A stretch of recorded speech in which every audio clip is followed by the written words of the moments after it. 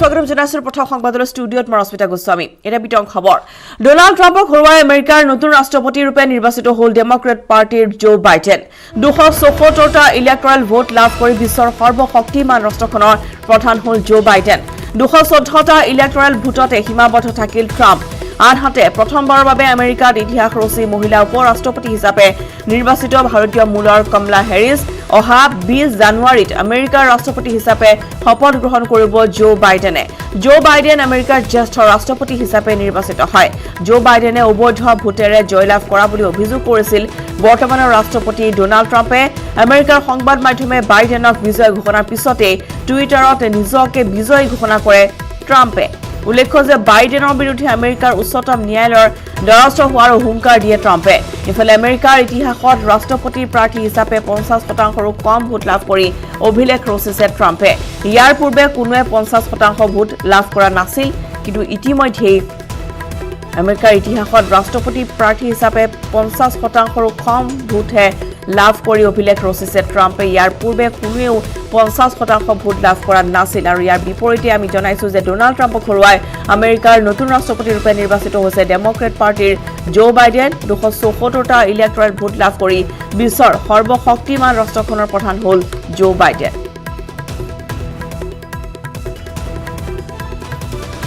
আৰু ইতিমধ্যে প্ৰথমবাৰৰ বাবে ইতিহাস ৰচিছে আমেৰিকাত এগৰাকী মহিলা উপ-ৰাষ্ট্ৰপতি হিচাপে নিৰ্বাচিত হৈছে ভাৰতীয় মূলৰ কমলা হেৰিছ আৰু অহা 20 জানুৱাৰীত আমেৰিকাৰ ৰাষ্ট্ৰপতি হিচাপে শপত গ্ৰহণ কৰিব জো বাইডেন তাৰ পিছতে সমৰ্থকসকলৰ মাজত এই উল্লাস দেখিবলৈ পোৱা গৈছে আমেৰিকাত জো বাইডেন আমেৰিকাৰ জ্যেষ্ঠ ৰাষ্ট্ৰপতি হিচাপে নিৰ্বাচিত হৈছে আৰু দেখিবলৈ পোৱা গৈছে যে জো বাইডেন ৰাষ্ট্ৰপতি হিচাপে নিৰ্বাচিত হোৱাৰ পিছত অবৈধ ভোটেৰে তেওঁ জয়লাভ কৰা বুলি অভিযোগ আনিছে বৰ্তমানৰ ৰাষ্ট্ৰপতি ডোনাল্ড ট্ৰাম্পে আৰু আনহাতে আমেৰিকাৰ সংবাদ মাধ্যমে বাইডেনক বিজয় ঘোষণা কৰাৰ পিছতে টুইটাৰত নিজকে ট্ৰাম্পে বিজয় বুলি ঘোষণা কৰিছে বাইডেনৰ বিৰুদ্ধে আমেৰিকাৰ উচ্চতম ন্যায়ালয়ৰ দ্বাৰস্থ হোৱাৰ হুংকাৰ দিছে ট্ৰাম্পে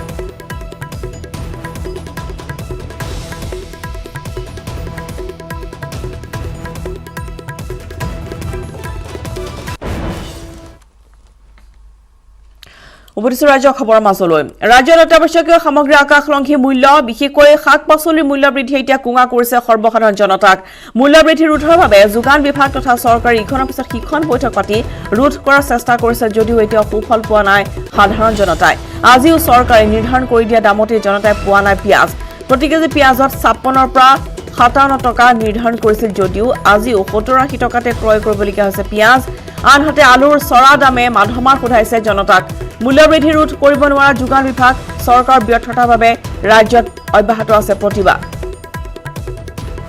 কিন্তু আজিও ৰাজ্য চৰকাৰে যি মূল্য নিৰ্ধাৰণ কৰি দিছিল সেই মূল্যত কিন্তু ৰাজ্যবাসীয়ে পোৱা নাই পিয়াজ তাৰ পৰিৱৰ্তে 70-80 টকাতেই তেওঁলোকে পিয়াজ ক্ৰয় কৰিবলগীয়া হৈছে প্ৰতি কেজিত বিশেষকৈ শাক-পাচলিৰ মূল্য বৃদ্ধি হৈছে বৰ্তমান য'ত ইতিমধ্যে পাইকাৰী বজাৰত শাক-পাচলিৰ মূল্য নিৰ্ধাৰণ কৰি দিছে চৰকাৰে তাৰ পিছতো কিন্তু আন যিসমূহ পাইকাৰী শাক-পাচলিৰ দোকান আছে তাত চৰা দামত বিক্ৰী হৈ আছে শাক-পাচলি যাৰ ফলত সৰ্বসাধাৰণ জনতা কুঙা হৈ পৰিছে মূল্য বৃদ্ধি ৰোধৰ বাবে যোগান বিভাগে তথা চৰকাৰে ইখনৰ পিছত সিখন বৈঠক পাতিছে কিন্তু তাৰ পিছত কিন্তু ৰাজপথলৈ তেওঁলোক অহা নাই আৰু কালিৰ দিনটো দেখিবলৈ পোৱা গৈছিল যে য'ত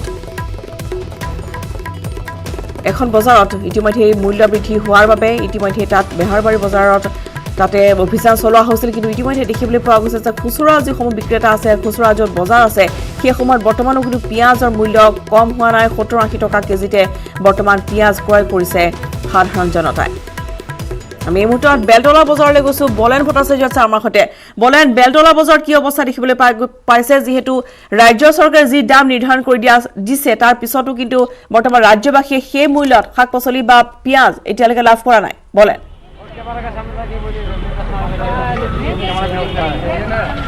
প্ৰথমে গ্ৰাহকৰ প্ৰতিক্ৰিয়া ল'বলৈ চেষ্টা কৰিম আৰু কিমান দামত আচলতে গ্ৰাহকে ক্ৰয় কৰিছে পিঁয়াজ সেয়া আমি জানিবলৈ চেষ্টা কৰিম ভাইটি কিমান দামত পিঁয়াজ লোৱা পিঁয়াজ 60 টকা পিঁয়াজ 60 টকা কেজি চৰকাৰে কৈছিলে 55 পৰা 56 টকা ল'ব কৈছিলে 60 টকা ল'লে পিঁয়াজ 60 টকা ল'লে অঁ সকলোতে একে দাম নে আৰু ক'ত বেলেগ দাম পাইছে চোৱা নাই মই 60 টকাই চালোঁ ইয়াতে ল'লোঁ আৰু কিমানকৈ বিকিছে পিঁয়াজ আলু চালু 45 টকা বিকি আছোঁ আৰু পিঁয়াজটো নাই 2.5 কিলো তোমাৰ 110 টকা ৰাখছোঁ।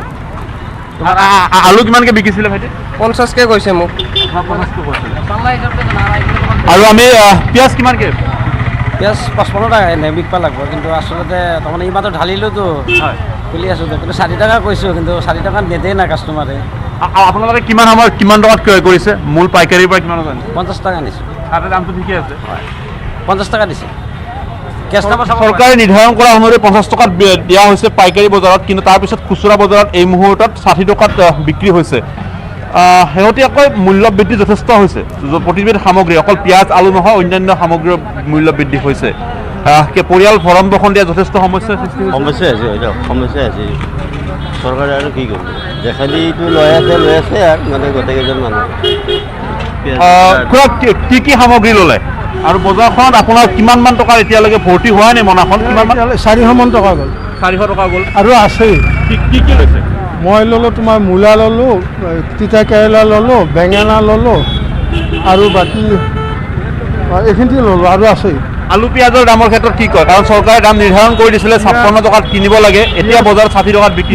পিঁয়াজ লৈছে আধা কেজি 40 টকাকৈ, আৰু আপোনাৰ আলু 50 টকা কৰিছে। গতিকে এতিয়া দাম মানে ইচ্ছামতে যোনে যি পায় তাকে দাম লয়, যোনে যি পায় তাকে দাম লয়। দামৰ কোনো মাপ বাপ পেলাই কোনোবা 80 টকা দিলে আধা কেজি 40 টকাকৈ আনিছোঁ মই। চৰকাৰৰ কিবা আমাৰ জনাব নেকি? যিটো চৰকাৰে বৈঠকৰ পিছত বৈঠক পাতিছে, তথাপি বজাৰৰ দাম কমা নাই বলে? যোনে যি পায় আজিকালি কেজি হিচাপত নকয়, পোৱা কয়, পোৱা 30 টকা। কস্তুৰীৰ পৰা প্ৰশ্ন এটা আহিছে যে এই ক্ষেত্ৰত ৰাজ্য চৰকাৰলৈ কিবা আহ্বান জনাব নেকি? যিখন চৰকাৰে মূল্য বৃদ্ধি নিয়ন্ত্ৰণ কৰাৰ কথা কোৱা হৈছিলে, সামগ্ৰীৰ দামটো গ্ৰাহকক সম্পূৰ্ণভাৱে নিয়ন্ত্ৰণ কৰাৰ কথা কোৱাৰ পিছতো কিন্তু আজিৰ তাৰিখত সেয়া নহ'ল। চৰকাৰে কণ্ট্ৰল কৰিব পৰা নাই। আচলতে বস্তুবিলাক আহে খাৰু পেটীয়া তাৰু পেটীয়াৰ পৰা আহে। তাতে শুনা হিচাপত দালালে হয়, পুলিচক টেক্স দিব লাগে, আৰু বেপাৰীবিলাকে সেই হিচাপত তেওঁলোকো এই এটা চান্স লৈ যিকোনো দাম লয়। মানুহবিলাকৰ জুলুম হৈছে।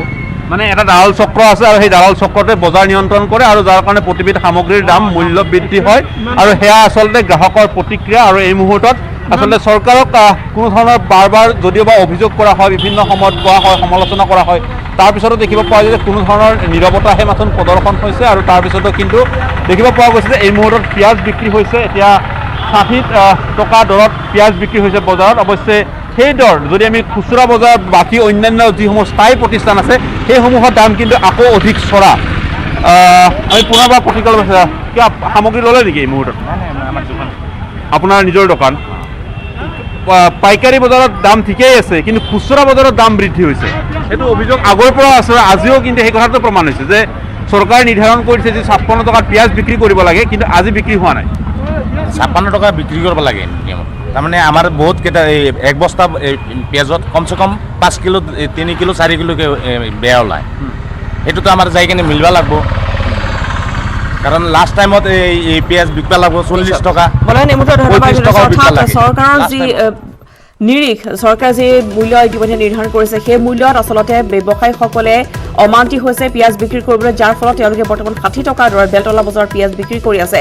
এই ক্ষেত্ৰত যোগান বিভাগে কেনেধৰণৰ দায়িত্ব বহন কৰে সেয়া নিশ্চয়কৈ লক্ষণীয় হ'ব। আমি দৃশ্যসমূহ দেখুৱাইছোঁ, গ্ৰাহকসকলে তেওঁলোকে কিনিছে ইতিমধ্যে 60 টকাকৈ পিঁয়াজ, আৰু কিছু সংখ্যক বেপাৰীয়ে 50 টকা দৰত আলু বিক্ৰী কৰা বুলি ইতিমধ্যে সংবাদ মাধ্যমৰ আগত তেওঁলোকে স্বীকাৰ কৰিছে।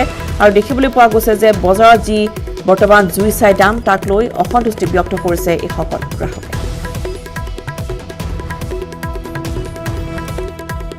পৰৱৰ্তী খবৰলৈ আগবাঢ়িছো। শিলচৰত পাকিস্তান জিন্দাবাদ ধ্বনিক লৈ মন্ত্ৰী হিমন্ত বিশ্ব শৰ্মাই কৰা মন্তব্যৰ প্ৰতিক্ৰিয়া প্ৰকাশ কৰিছে অসম প্ৰদেশ কংগ্ৰেছৰ তত্বাৱধায়ক জিতেন্দ্ৰ সিঙে। পাকিস্তান জিন্দাবাদ দিয়াসকলক 24 ঘণ্টাৰ ভিতৰত গ্ৰেপ্তাৰ কৰাৰ দাবী জিতেন্দ্ৰ সিঙৰ। আৰু যদি দোষীক গ্ৰেপ্তাৰ কৰিব নোৱাৰে তেনেহ'লে অসম চৰকাৰৰ মন্ত্ৰীয়ে বিভ্ৰান্তি বিয়পোৱাৰ অভিযোগ আনিছে জিতেন্দ্ৰ সিঙে। সেইগৰাকী মন্ত্ৰীক হাতত হাতকড়ি লগাই জেললৈ প্ৰেৰণ কৰাৰ দাবী তুলিছে কংগ্ৰেছৰ নেতাগৰাকীয়ে। আনহাতে শিলচৰ কাণ্ডৰ দোষীক শীঘ্ৰে গ্ৰেপ্তাৰ দাবী কৰিছে সাংসদ गौरव गोगोई। 24 घंटे के अंदर ये बताएं कि हमारे देश के अंदर पाकिस्तान जिंदाबाद के नारे कैसे लग सकते हैं, और अगर नहीं बता सकते और अफवाह फैला रहे हैं, चुनाव को पोलराइज कर रहे हैं, तो उस मंत्री के हाथ में हथकड़ी डाल के उसको जेल में डालिए। मंत्री को जेल में डालने की जरूरत है। देशद्रोही के कानून के तहत मंत्री को जेल में जाना चाहिए। বিজেপি দলৰ বিধায়কসকল আপুনি শিলচৰ এয়াৰপৰ্টলৈ ডাঙৰ ডাঙৰ আপোনালোকে বাইট দিলে, ডাঙৰ ডাঙৰ আপোনালোকে টুইট দিলে, মই লগে লগে ক'লো কি কোনোবা অসমীয়া নাগৰিক, কোনো ভাৰতীয় নাগৰিক কোনো অন্য দেশৰ কেতিয়াও জিন্দাবাদ নকৰিব। মই স্পষ্ট কৈছো, যদি এনেকুৱা কোনোবা ওলাইছে তেতিয়া অসমৰ আৰক্ষী বিজেপি চৰকাৰে নিৰ্দেশ কিয় নিদিয়ে কি 1 ঘণ্টাৰ ভিতৰত যিকোনো মানুহ এনে ধৰণৰ শ্লোগান দিছে তেওঁক 1 ঘণ্টাৰ ভিতৰত ধৰা সাহস কৰক অসমৰ আৰক্ষীসকলে। ফলে বিহাৰৰ নিৰ্বাচনৰ এক্সিট পল, বিহাৰত আৰজেডি কংগ্ৰেছ মহাজোঁটৰ বিশাল জয়ৰ ইংগিত। চাণক্যৰ এক্সিট পলত এই কথা প্ৰকাশ পাইছে। চাণক্যৰ আজিৰ এক্সিট পলত বিহাৰৰ ভোট বিভাজনৰ সম্ভাৱ্য আসন সন্দৰ্ভত বিস্তৃত ব্যাখ্যা আগবঢ়াইছে। চাণক্যৰ এক্সিট পল মতে বিজেপি জেডিইউ মহাজোঁটে পাব 34% ভোট, আৰজেডি কংগ্ৰেছ মহাজোঁটে পাব 44% ভোট, অন্যান্য পাব 22% ভোট। সেই অনুসৰি আসনৰ ক্ষেত্ৰত বিজেপি জেডিইউৱে পাব 55খন আসন, আৰজেডি কংগ্ৰেছে পাব 180খন আসন, অন্যান্য পাব 8খনকৈ আসন।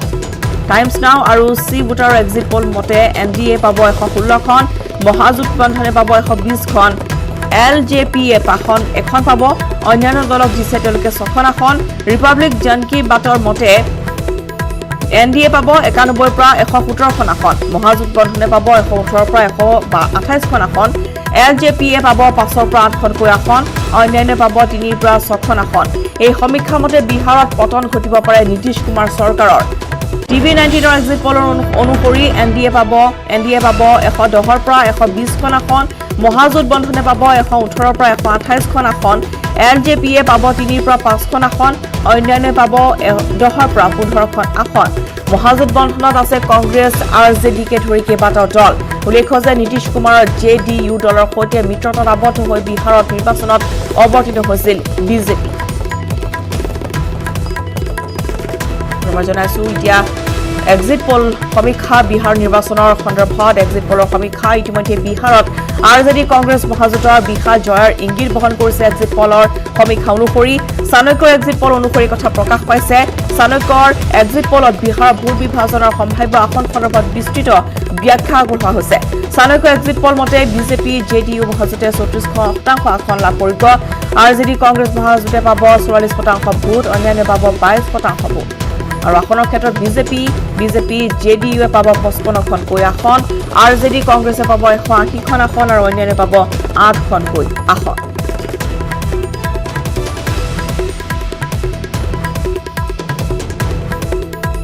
আৰু এবাৰ নিৰ্বাচনী সভাত মোবাইল নম্বৰ ৰাজহুৱা কৰি বিপদত পৰিছে মন্ত্ৰী হিমন্ত বিশ্ব শৰ্মা। অচল হৈ পৰিল মন্ত্ৰী হিমন্ত বিশ্বৰ মোবাইল।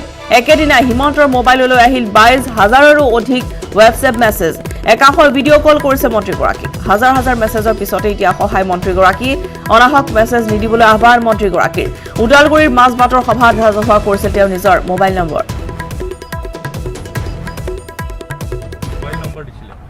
আৰে মই এতিয়া বহুত বিপদ হৈ গ'লোঁ। এতিয়া ঘটনাটো হ'ল যে মই মোবাইল নম্বৰটো দিছিলোঁ যে কোনোবা BTAD অঞ্চলত কোনোবা মানুহৰ যদি বিপদত পৰে মোক যাতে এটা মোবাইলত মেছেজ দিয়ে আমি পুলিচ আদিক খবৰ দিব পাৰিম। এতিয়া মোৰ ইয়াত বিপদ হৈ গ'ল, কেতিয়া মই মোবাইলটো খুলিব নোৱাৰা হৈ গ'লোঁ। এইটো আপোনালোকে চাওক যে এই মুহূৰ্তলৈকেতো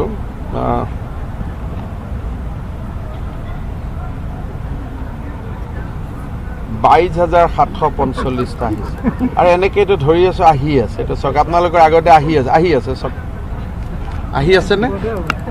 নহয় এতিয়া কৰিম কি কৰিম, এতিয়া সঁহাৰিটো চাব নোৱাৰা হ'লে 22,000 এজন মানুহে কেনেকৈ পৰিব। এতিয়া আপোনালোকে চাইতে চাওক আহি আছে। এতিয়া কি কৰিম ময়ো ভাবি পোৱা নাই এতিয়া ইয়াক লৈ পেলাই। এতিয়াতো যিখিনি কোনোবাই যদি বেমাৰৰ মেছেজ দিছিলে বা সঁচাকৈ যদি কোনোবাই BTAD অঞ্চলত ৰাতি অসুবিধা হৈছিলে এইটো মই গম নাপাম, কাৰণ 22,000 মেছেজটো এতিয়া আপোনালোকে চাই থাকোঁতে হৈ গ'ল। ভগৱান এনেকৈ চলি আছে।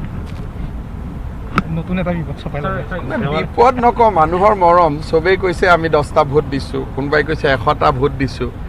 এইটোৱে বিজেপিৰ প্ৰতি মৰমটোতো মোবাইলে প্ৰমাণ কৰি আছে। এইটো নন ষ্টপ, আপোনালোকে চাই থাকক। সলনি নকৰোঁ, 2 দিন পিছত কমি যাব আৰু এইটো নাম্বাৰটো বহুতৰ হাতত আছে। কোনোবা মানুহৰ বিপদ আপদ হ'ব এতিয়া মই আহ্বান এটা লিখিছোঁ যে বিপদ হ'লেহে বা কিবা দৰকাৰ হ'লে দিব। আকৌ কিছুমান ডেকা ল'ৰা ছোৱালীয়ে ভিডিঅ' কলো কৰি আছে মোবাইলত, মই কেনেকৈ ভিডিঅ' কল ধৰোঁ। এতিয়া এইটো আপোনালোকৰ আগতে চাওক, এইটো এটা নতুন চাওক আকৌ আহি গ'ল।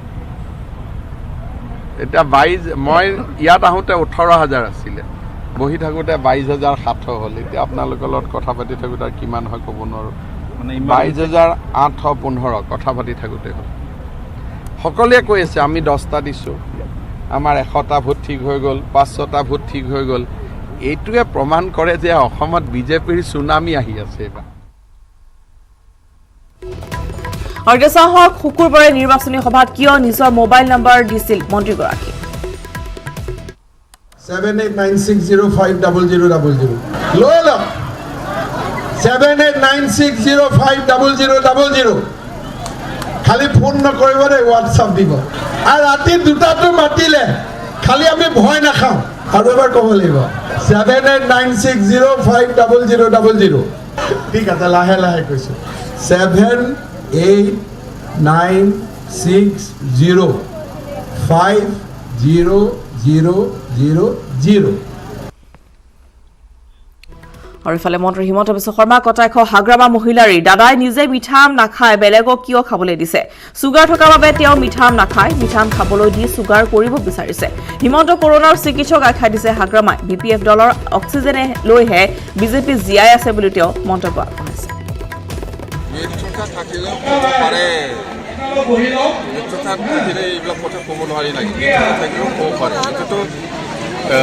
হেমন্ত বিশ্ব শৰ্মা ডাঙৰীয়াটো কোৱা নাই যে BPF আৰু বিজেপি মিত্ৰতা ভাঙিছে বুলিতো কোৱা নাই যোৱাকালি। মিত্ৰতা থাকিলেও ক'ব পাৰে, একো নহয়, এইটো ইলেকশ্যন। মিঠা আমটো খাব যে দিছে, দাদাই নিজে নাখায় মিঠা, বেলেগক কিয় খাব দিছে? অসুখ আছে, অসুখ মানে কিবা আছে না, চুগাৰ আছে না, ডাঙৰ অভিযোগ। এইবিলাক খাবলৈ দিয়ে, আমাৰ BTCৰ মানুহ চব মানে চুগাৰ কৰিব বিচাৰিছে দাদা। মই কৈছোঁ দাদাটো এনেও কৰোণা ডাক্তৰ হয়, সেইকাৰণে মই কৈছোঁ সি চব জানে যেনিবা আপুনি ঠেঙা খাব লাগে না মিঠা খাব লাগে না তিতা খাব লাগে, সি চব জানে। সেইকাৰণে যোৱাকালি কৈছে, কিন্তু সি নিজে মিঠা নাখায়, বেলেগক মিঠা খাব লাগে। তেখেতে উল্লেখ কৰিছে ব্ৰইলাৰ মুৰ্গী পুহিছে বুলি তেখেতে উল্লেখ কৰিছে। মই কৈছোঁ দাদাটো এনেও কৰোণা ডাক্তৰ হয়, সেইকাৰণে মই কৈছোঁ সি চব জানে। কিমান চাপ্লাই দিব? হাজাৰ লাখ মানুহ আছে অসমত, কিমানজনক থেক্টৰ দিব? বিজেপিয়ে আমাৰ অক্সিজেন লৈ পেলাই জীয়াই আছে। BPF দলৰ অক্সিজেন লৈহে এই বিজেপিয়ে চৰকাৰ বনাব পাৰিছে। লংকা পিয়লি বজাৰৰ বিবেকানন্দ কমপ্লেক্সত শনিবাৰে সন্ধিয়া সংঘটিত হৈছে বিধ্বংসী অগ্নিকাণ্ডৰ ঘটনা। হঠাতে সূত্ৰপাত ঘটা জুইত জাহ ব্যৱসায়িক প্ৰতিষ্ঠানখনৰ 5 লক্ষাধিক টকাৰ সম্পত্তি। বিবেকানন্দ কমপ্লেক্সৰ প্ৰথম মহলাস্থিত ঔষধৰ বিপণীত সংঘটিত হয় উক্ত অগ্নিকাণ্ডৰ ঘটনা। অগ্নিনিৰ্বাপক বাহিনীক খবৰ দিয়াৰ পিছতো সময়মতে উপস্থিত নোহোৱাৰ অভিযোগ তুলি ৰাইজে সৃষ্টি কৰে উত্তেজনাৰ। অৱশ্যে আৰক্ষীয়ে পৰিস্থিতি নিয়ন্ত্ৰণ কৰাৰ লগতে অগ্নিনিৰ্বাপক বাহিনীয়ে নিৰ্বাপন কৰে জুই। অগ্নিকাণ্ডৰ আমি দেখুৱাইছোঁ, য'ত লংকা পিয়লি বজাৰৰ বিবেকানন্দ কমপ্লেক্সত এই অগ্নিকাণ্ড শনিবাৰে সন্ধিয়াৰ দৃশ্য। হঠাতে সূত্ৰপাত ঘটা জুইত ব্যৱসায়িক প্ৰতিষ্ঠানখনৰ 5 লক্ষাধিক টকাৰ সম্পত্তি ইতিমধ্যে ভস্মীভূত হৈছে। বিবেকানন্দ কমপ্লেক্সৰ প্ৰথম মহলাস্থিত ঔষধৰ বিপণীত সংঘটিত হৈছে এই অগ্নিকাণ্ডৰ ঘটনা। অগ্নিনিৰ্বাপক বাহিনীক খবৰ দিয়াৰ পিছতো সময়মতে উপস্থিত নোহোৱাৰ অভিযোগ আনিছে ৰাইজে। বজাৰত আহিছিলোঁ মানে কিবা বস্তু কিনিবৰ কাৰণে, তাৰপিছত তলত মানে দুটাত আছোঁ আমি, ওপৰৰ তলত দেখি আছোঁ যে ধোঁৱা ওলাই আছে। তাৰপিছত আমি চিঞৰ বাহৰ কৰিলোঁ, গোটেই ৰাইজ ওলাই আহিল, দোকানীবিলাক চব ওলাই আহিল। ওপৰত আহি দেখোঁ যে এইটো ফাৰ্মেচী আছিলে, ফাৰ্মেচীত কিবা মানে আপোনাৰ কাৰেণ্ট শ্বৰ্ট হৈ এনেকুৱা মানে জুই লাগিলে। তাৰপিছত আমি চাটাৰটো ভাঙি, ৰাইজে চাটাৰটো ভাঙি কিনি পিছত পানী আনি ফায়াৰ ব্ৰিগেড আহোঁতে অলপ লেট হৈছে, আমি নিজে মানে লাগি কিনি জুইটো নুমাইছোঁ।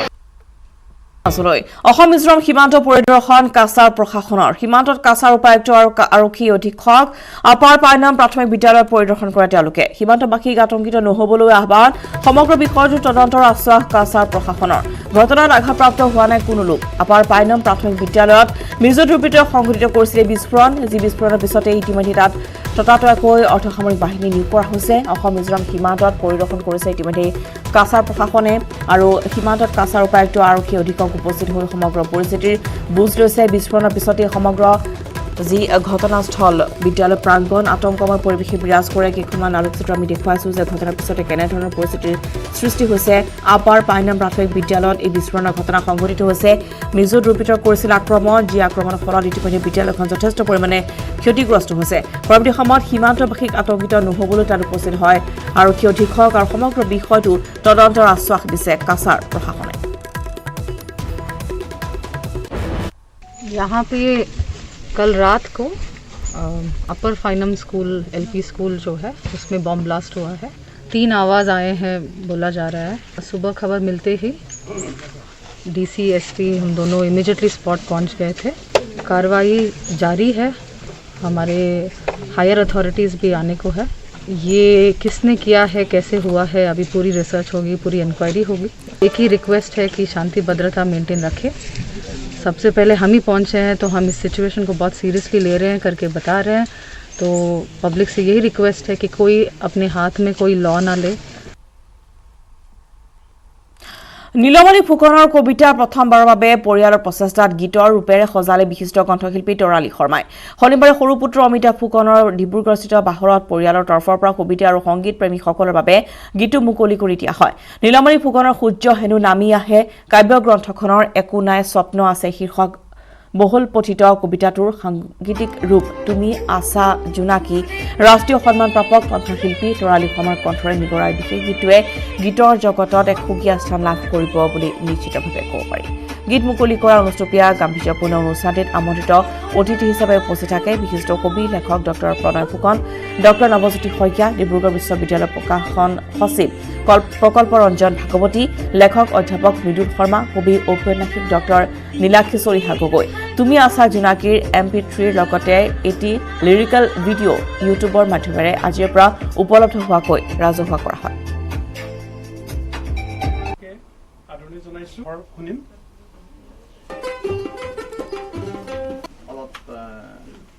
টান শব্দ ইউজ কৰে দুৰ্বোধ্য বুলি কয়